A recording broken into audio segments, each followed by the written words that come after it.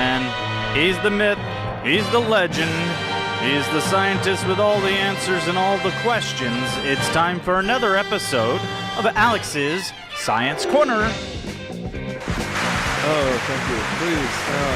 Thank you. Please take your seats.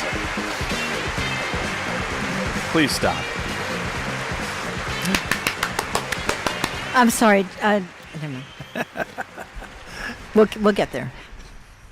Alex, what's going on in the wide, wide world of science, my friend? Okay, first story is Yay! researchers were able to print electronic circuits and do 3D printing of electronics. Go ahead. Are you telling the story here? Did you really? I was waiting Did for you the really other miss one. her, Alex? Did you really miss her? Go ahead about the 3D printing. So these researchers are able to do printing of electronic circuits onto a hand. So you can get circuits drawn onto the hand with a 3D printer. A human hand? They take a human hand? Yes. A live human hand? Yes, and that's the whole point of this process. Article. Wow. Now, what the a thing about breakthrough. you don't even know what I'm talking about. Go ahead. I want to hear about it. So what they've done is they're able to print, and one of the things about 3D printing is normally they have to do it on a flat surface that's mounted and zeroed so that when it moves and when the head of the 3D printer moves and places material, what they're building on is not moving. But obviously a human hand has a non-flat shape and can move around. So what these researchers did is they're able to use lasers and a guidance system to readjust where the printing needle is printing, even though the hand is shifting and is off shape. Wow. And so they're able to adjust it so that they can put they could draw circuitry onto a hand. The possibilities that opens up.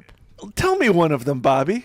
Well, if you can you can create new artery paths. You open it up, and just the whole idea of you taking electronic circuitry, not arteries.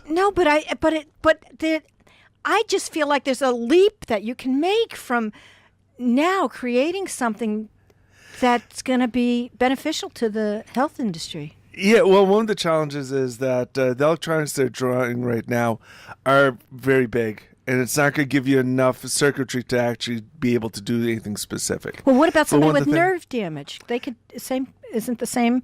You're creating an electronic circuit. Couldn't you create a new nerve? No, you need the cells in there.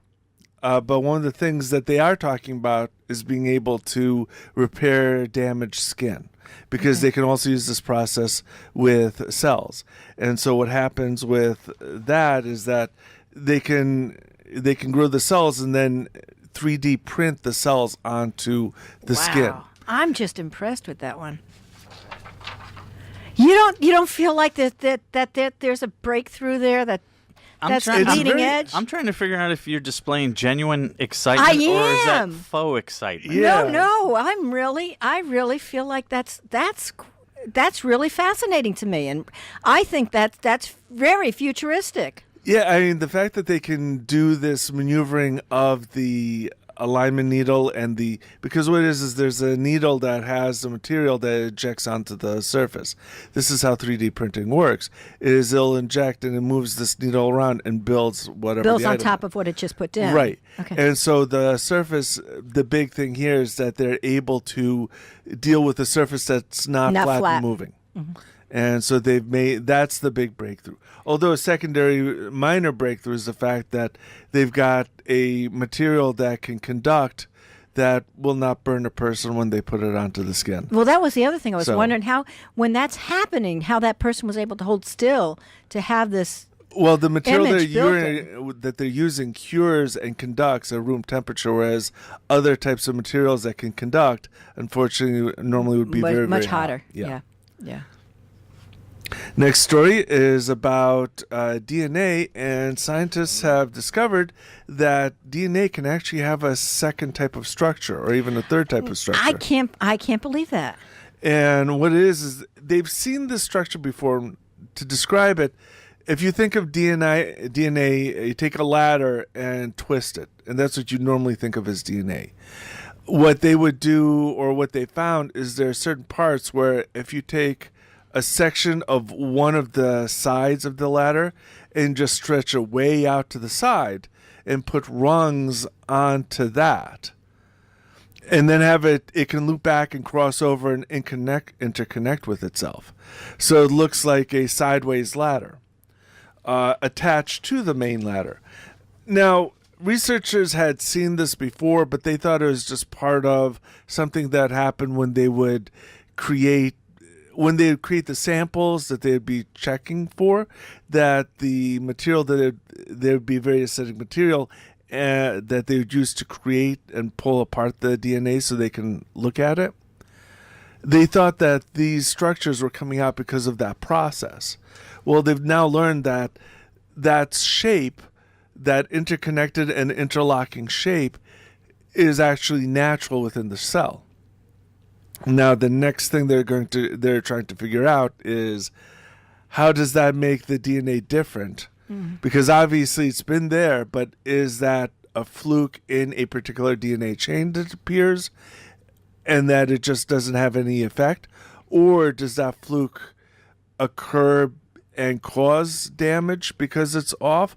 Or is that part of the natural structure of the DNA, and that shape is part of the coding? That we just never picked up. That we never picked up on before. Yeah. So it's a new thing that they've discovered. It is part of the cell. They don't know yet if it's a temporary or if it's a permanent fixture, and how it affects what they've seen so far. Wow. But they have seen this brand new shape of DNA. Wow, that's fascinating. What brought on this discovery? Was it did they have a new higher powered microscope Well, that what they it were is, funneling, or it's just somebody just started to put two and two together? They were testing, again, like I said, what they were doing is they had seen the structure in DNA, but they thought it was part of the process of creating the samples. Okay. But they've gotten a new technique, and this new technique still works in the cell. Yeah. Right, and it takes it from the cell, and it keeps the cell's environment. So the DNA is not going to be changed because you're changing the environment they're in, and they're still seeing the structure. So therefore, they're seeing that structure is part of the DNA. Wow, fascinating. Wow, I'm See what happens when you miss a couple of weeks, Bobby? I know. The I've world missed changes. the science. Really, I've missed the science. And did you catch up on my previous YouTube channel videos? No, I've got to catch up on There'll them. be a quiz next week. You won't be here. I won't be here. 2 weeks. I want to try calling in next week. Let me know what you think of that idea. Sure, go ahead. Alex will be answering the phone. Give him. Well, and put me through the board. And say, that. Hey guys. I think that's it for Alex's Science Corner, so that the YouTube listeners don't have to hear this part of the show. Okay, if you have any questions about these stories or anything else science-related, you can give Alex right now a phone call at 203-837-9924.